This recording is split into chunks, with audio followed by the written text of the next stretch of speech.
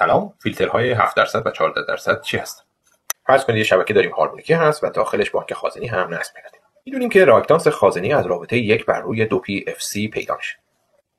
وقتی فرکانس 3 برابر یا 5 برابر یا 7 برابر فرکانس نامی باشه، خب مشخص راکتانس خازن راکتانس کمی خواهد بود و میاد جریان رو به خوبی توی این هارمونیک ها از خودش عبور میده. جریان عبوری از خازن به شدت زیاد میشه. ممکنه بین خازن و شبکه توی یک هارمونیک خاص رزونانس یا تشدید اتفاق بیفته. اون موقع ممکنه باعث بالا رفتن دمای خازن و ترکیدن خازن ها هم بشه. خب حالا چیکار کنیم که جریان عبوری از خازن کاهش پیدا کنه؟ یک راه این هست که من برم و هارمونیک های ورودی به خازن رو از بین ببرم، که اون موقع باید بیام فیلتر تیون استفاده کنم.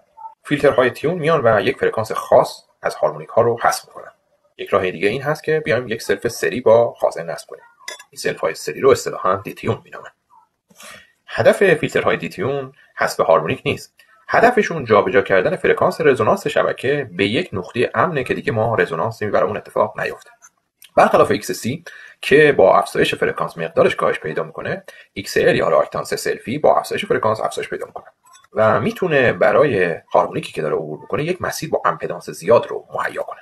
وقتی میگیم یک فیلتر دیتیون 7% هست، یعنی XL ما 7% XC در فرکانس 50 هرتز هست. اگر بیایم محاسبات رو انجام بدیم، فرکانس رزونانس توی فیلتر 7% میشود 189 هرتز، توی فیلتر 14% میشه 134 هرتز. خب میبینید که این فرکانس های هارمونیک های 3، 5 و 7 نیست.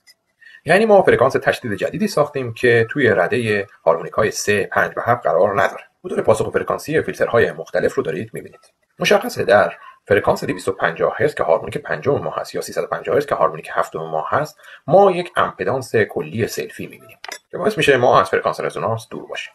مهم اینه که وقتی که ما میایم خازن رو فیلتر گذاری میکنیم، باید ولتاژ خازن بالاتر از ولتاژ نامی قبلی در نظر گرفته بشه، وگرنه به خازن آسیب میرسه.